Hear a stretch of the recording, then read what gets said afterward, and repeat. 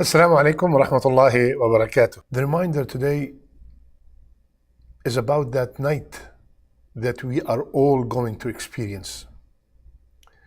It's about that night that is coming without a doubt, and only Allah knows when. It's about that night that is getting closer with every breath we take. It's about that night, if it's good, everything after it will be much better. And if it's not, everything after it will be much worse. It is the first night in the grave. My brothers and sisters, as believers, we all know that we are all going to die. And our family, our beloved ones and friends, they will perform the janazah prayer and they will take us to the graveyard. They will put us in the grave. They will be very sad. Some will be crying. But at the end of the day, the children will leave. The parents will leave. The spouse will leave. The friends will leave. The very dear brothers will also leave. And we are left alone. After everyone leaves, Rasulullah sallallahu alayhi wasallam told us that there will be a squeeze that every person will experience. ضمة القبر. There will be a squeeze that everyone will experience. Every body in that grave will experience the squeeze of the grave. But for the believer, the squeeze will be just like the squeeze of a mother that have not seen her son or her daughter for such a long time. A very gentle, beautiful, full of love and tenderness. But the squeeze will definitely take place. And then after that, we will hear the footsteps of our family members and friends and brothers leaving the graveyard. And then the two angels will come, sit the body up, and ask the three questions. Allah subhanahu wa ta'ala said, إن الذين قالوا ربنا الله ثم استقاموا تتنزل عليهم الملائكة ألا تخافوا ولا تحزنوا وأبشروا بالجنة التي كنتم توعدون. At that time, when the angels start these three questions, whomsoever was steadfast in this dunya, whomsoever struggled and strived to please Allah in this dunya, the angels will come down and give them the glad tidings that there's nothing to worry about from the people you left, and have glad tidings of what's coming after. The angels, the two angels, will ask the three questions. Look at the mercy of Allah that He gave us the three questions, and He gave us 30, 40, 50, 20, 80 years to prepare the answers, and He gave us the answers. You've never seen an angel in your life, and even if you are above the ground and you see an angel, you get startled. Can you imagine under the ground, in that tight place, in the darkness, you've seen these angels, so can you imagine how you're going to react? And they're asking you a question. They're asking you three questions. Who's your Lord? What's your deen? And what's the name of that man that was sent to you? What's the name of your messenger? Whomsoever had steadfastness in this dunya, Rasulullah ﷺ told us in a very long hadith that he will answer very easy. Who's your Lord? Allah. What's your deen? Islam. What's the name of the man who was sent to you? Muhammad sallallahu alayhi wasallam. That's why it's very important at that time when we bury our beloved ones, the best dua to make at that time, Allahumma thabbithu for the male, or thabbitha inda su'al.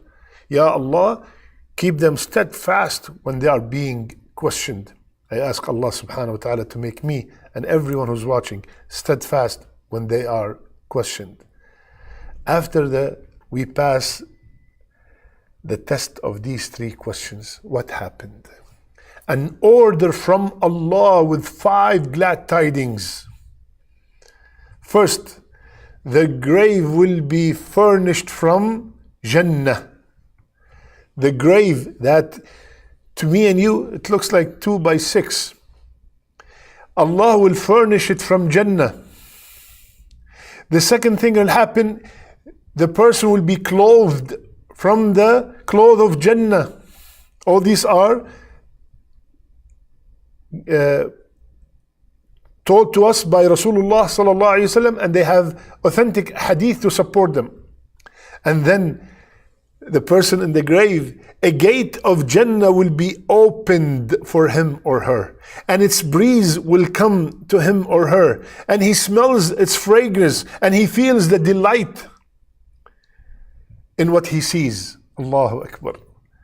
Fourth, the grave will be made spacious as far as the eye can see. From above the ground, we think it's small. But Allah subhanahu wa ta'ala, keep in mind, the life of the barzakh, the life of the grave is completely different than this life. Allah will make the grave very spacious. And fifth, he will be given the glad tidings of Jannah, of Allah's pleasure and Jannah. Allahu Akbar. May Allah make us all from the people who will get these glad tidings. Ameen ya Rabbil Alameen. My brother, my dear sister, after a few days when we pass, people start forgetting us. Our wealth, properties will be distributed. The tears will dry. What happened after your neighbor died? What happened after your cousin died years ago? Anybody still remember them? Why do you think that me and you are going to be different? If you want to know what happens after your death, look what happened after someone else's death. So what's the point? The point is we will be alone in that grave. And you know, according to the hadith, what will be left with us? Rasulullah sallallahu alayhi wasallam, he told us, after we get all these glad tidings, then a man with a beautiful face, beautiful garment, and sweet odor comes. And the person in the grave said, who are you? You look so good. You have such a beautiful smell. Who are you? Your face is perfectly beautiful. Then the person will reply, I am your good deeds. Allahu Akbar. I am that salat that you prayed. I am that sadaqat that you gave. I am the Quran that you read and you memorized. I am the fasting. I am the struggle that you went through. I am the 2 rak'ah that you prayed in the middle of the night. I am all the great amal. They will come presented in a man with a good face that will be our companion till the day of judgment. Allahu Akbar. Allahu Akbar. At that time, every time someone dies, my brother and sister, I want you to remember this ayah. فَوَرَبِّكَ لَنَسْأَلَنَّهُمْ أَجْمَعِينَ عَمَّا كَانُوا يَعْمَلُونَ. Ya Allah, Ya Allah. This ayah in Surah Al-Hijr, Allah Azza wa Jal is swearing by Himself. فَوَرَبِّكَ. Allah swearing by Himself. What is He saying? I will ask them 100%. I will question everyone about what they used to do. We will be questioned about everything. Everything. So, my brothers and sisters, since that will be our companion in that tight spot, I don't know how hot it is or how cold it is, but I want to have a very good companion. I don't want to be from the people حتى إذا جاء أحدهم الموت قال رب ارجعون. We don't want to be from the people, Ya Allah, please bring me back. Ya Allah, please bring me back. إلى أجل قريب, just for a short period of time. What do you want to do? Ya Allah, I want to wear the hijab. Ya Allah, I want to pray every salat on time. Ya Allah, please bring me back. I want to give in charity. Ya Allah, please bring me back. I want to read the Quran. I want to be good to my parents. Ya Allah, bring me back. Ya Allah, please bring me back just for a short period of time. Allah said, لن يؤخر الله نفسا إذا جاء أجلها. That's it. You were given so much time. You were given so many talks. You watched so many videos. You have attended so many Jumu'ahs. And every one of them was a reminder to come back to Allah. And you kept on telling yourself, I have a lot of time to come back to Allah.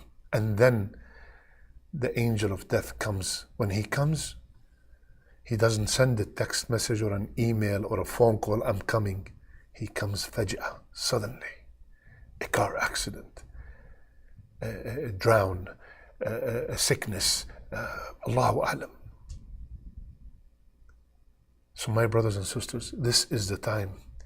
This is the time to make that night, the first night in the grave, the best night ever. This is the time when we are still above the ground. So from now, stop all the things that might ruin that night.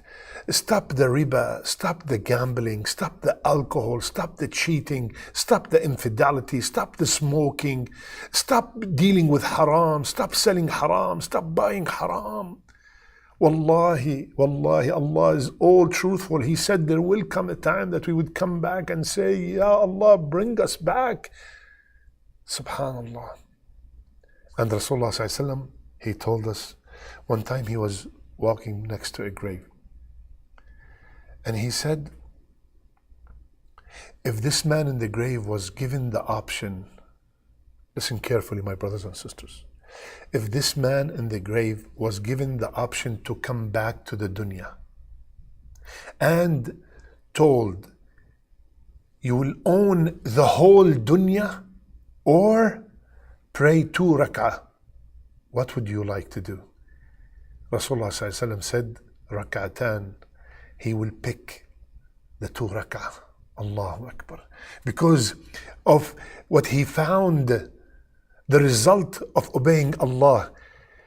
He did not take any penny with him. Have you ever seen anybody take their car with them, their house with them, their clothing with them, their money with them, their vaults with them, their children with them? Nothing.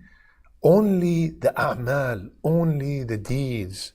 Please, brothers and sisters, before it's too late, we all know that 100% that day is coming. And when we say something or someone is coming, that means with every second that passes by, they are getting closer. I ask Allah Azza wa Jal to make our first night in the grave the best night ever. I ask Allah subhanahu wa ta'ala to make the first night in the grave of our parents, of our beloved ones, the best night ever.